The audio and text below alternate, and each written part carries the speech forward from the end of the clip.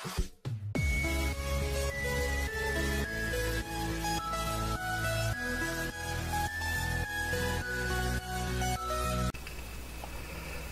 ditulis silakan. Gini, pada dasarnya teman-teman yang mengelola perkebunan ya, berkebun apa aja lah ya, berkebun apa aja, permasalahan itu yang pertama di Indonesia nih pada umumnya ya,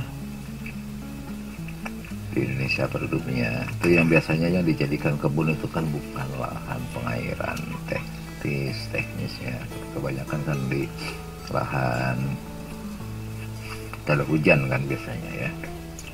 Itu udah mayoritas umum lah di Indonesia mungkin seperti itu. Maka ada beberapa hal pokok yang harus diperhatiin ketika kita mau berbudidaya di perkebunan gitu ya. Nah, yang pertama gini, anggaplah misalkan kita belum, nanti kita bahas yang dari nol sama yang sudah ada tanamannya ya. Seandainya kita dari nol, artinya dari nol itu kita baru mau mulai tanam ya.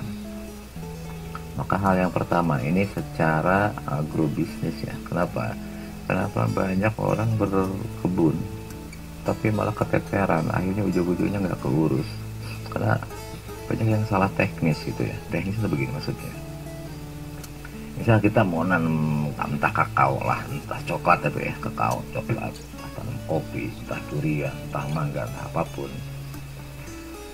kebanyakan kita nanam itu jarang sekali yang perhatikan jarak tanam yang pertama ya.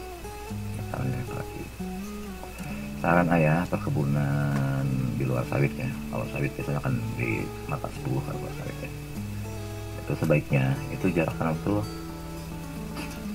6x6 ya jaraknya, 6x6 atau jelek-jeleknya 4x6 boleh, bagusnya 6x6. Oke lah, kita misalkan boleh cari 4x6. Maksudnya itu gini, berbaris, barisannya tuh 4, jarak antara pohonnya ke pinggirnya tuh 6. Kenapa? Karena gini, satu ada ketersediaan nanti calon nutrisi tidak rebutan, tapi ada yang lebih pokok. Ketika kita menanam kebun yang umurnya tahunan, misalkan berbuahnya 2, 3, 4, 5 tahun ke depan, maka sebelum menghasilkan atau berbuah tentunya kos produksi kan tinggi, kita tidak ada pemasukan sama sekali. Akhirnya kita berarti di kos produksi awal sampai mau berbuah pertama kan gitu ya. Ini yang selama ini jangan diperhatiin. Ini sarannya itu gini, kalau jenengan pingin berkebun ya, entah di luasan 1 hektar apalagi di atas 1 hektar yang sangat luas, maka ada baiknya jenengan itu punya konsep ada nanti yang bisa, kebunnya itu bisa menghasilkan harian, mingguan, bulanan ya, dan tahunan tentunya kan gitu ya.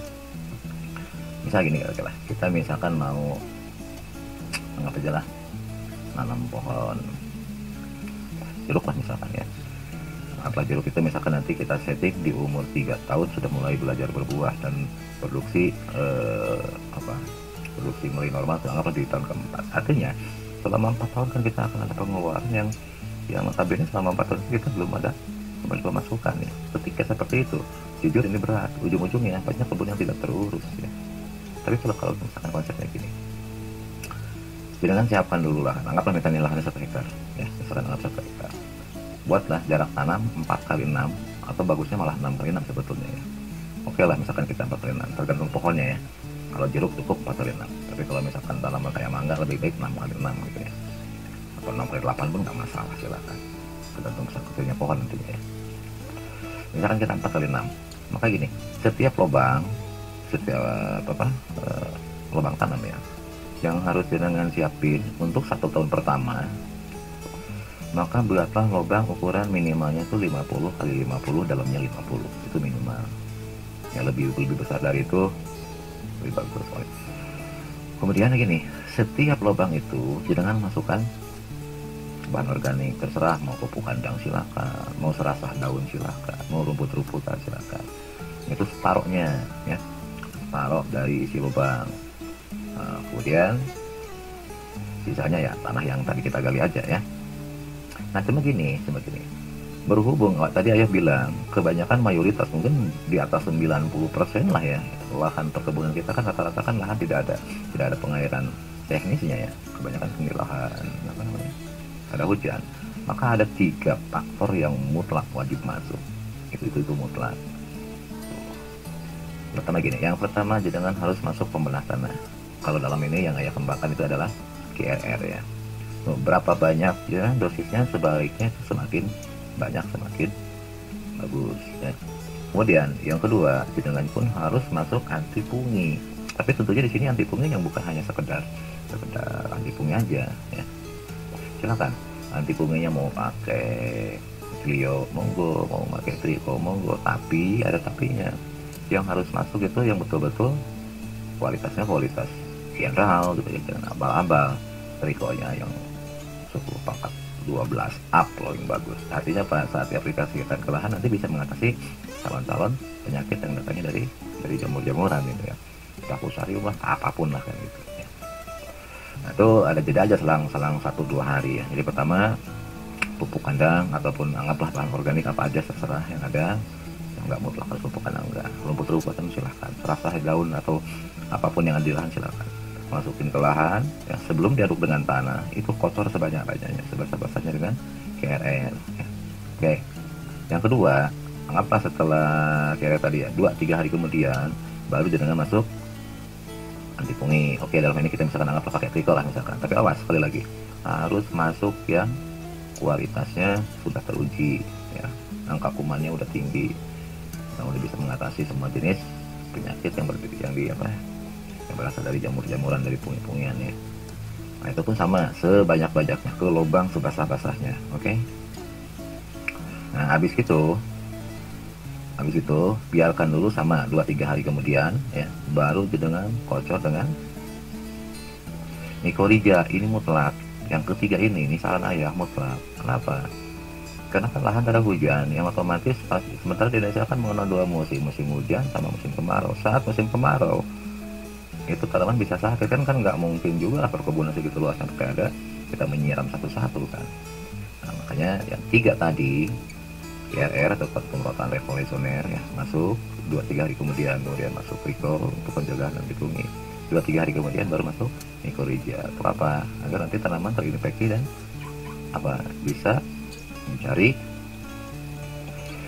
bisa mencari air sendiri. Ini 3 hal yang pokok untuk lahan yang di perkebunan. Tapi awas, sekali lagi, kualitas trikonya, kualitas mikorijanya itu harus betul-betul yang sudah teruji gitu ya. Artinya sudah bisa mengatasi minimalnya itu 10 pangkat 10, bagusnya 10 pangkat 12 up ya. Pakailah yang itu, jangan asal triko, jangan asal miko ya, karena banyak yang beredaran di pasaran itu ternyata kan rendah kok. Akhirnya ketika ada fusarium, ketika ada akar putih dan lain-lain, tetap aja tanaman terkena gitu ya. Oke, lanjutin. Anggap tadi sudah kita kotor 3 tadi ya, dengan jeda waktu 2-3 hari, baru nanti kita aduk dengan tanah ya. Terus biarkan selama 2 minggu minimal 2 minggu, lebih lama lebih bagus ya. Nah nanti setelah minimal anggaplah 2 minggu udah selesai ya, baru benih silakan dengan tanam di lubang tersebut ya. Nah cuma khusus untuk miko, biasanya kan kalau kita mau nanam benih itu kan masih dalam wadah polybag kan ya. Sebaiknya tuh setiap polybag sebelum masuk ke lahan itu sudah dikocor atau diinfeksikan dengan mikorija. Itu sarannya begitu ya, apapun jenisnya tanaman yang kita tanam. Jadi kita masukin aja ke polybag ya, kocor silakan aja dikocorkan. Nah habis itu baru kita tanam ke lahan. Terus tadi kayak bilang, oke, itu cara olahan dan cara tanamnya. Terus kemudian gini, kenapa harus jarak tanamnya minimalnya 4x6 atau 6x6, masih bahkan lebih luas lebih bagus. Karena gini, ketika kita nanam tanaman kebun tersebut saja, maka kedepannya kita akan babak belur. Secara bisnis kita rugi ya. Karena kita akan puasa ya sampai tanaman tersebut berbuah kan gitu. Maka sarannya itu gini,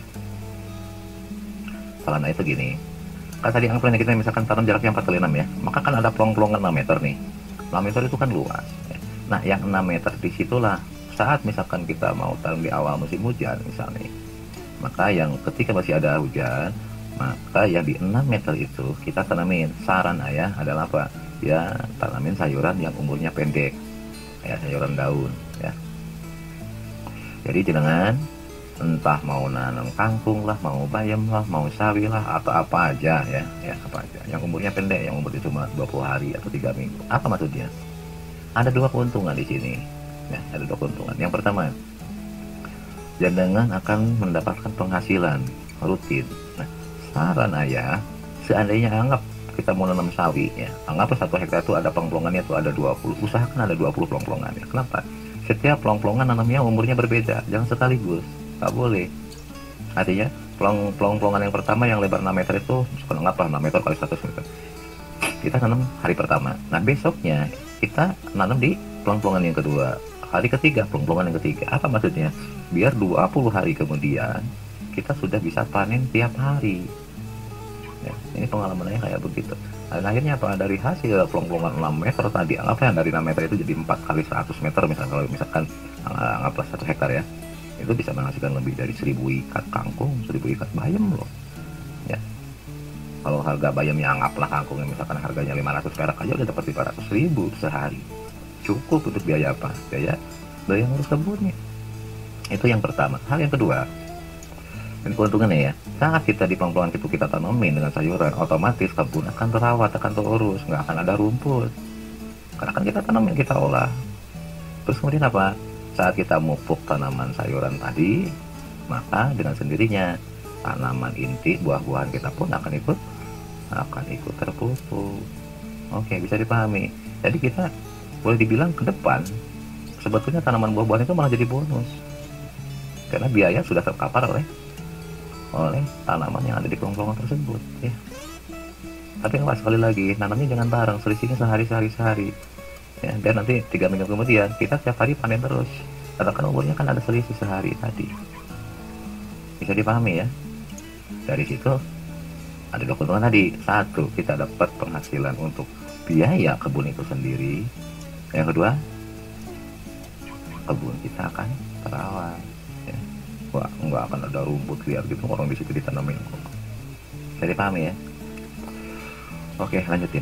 Nah, terus terserah nanti jenengan mau tanamnya apa lah, disesuaikan dengan pasar yang ada di daerah jenengan yang lakunya apa ya. Nah, jadi saran ayah tanam harian ketika musim hujan kan bisa seperti itu. 6 bulan pertama lah, 1 tahun itu di 6 bulan itu bisa seperti itu. Nah, nanti 6 bulan kemudian bisa kan diselingin dengan yang lain, entah dengan jagung ya kan, ketika mulai mau masuk masa kemarau kan, selesai hujan bisa dengan jagung, bisa dengan kedelai, kan tetap penghasil.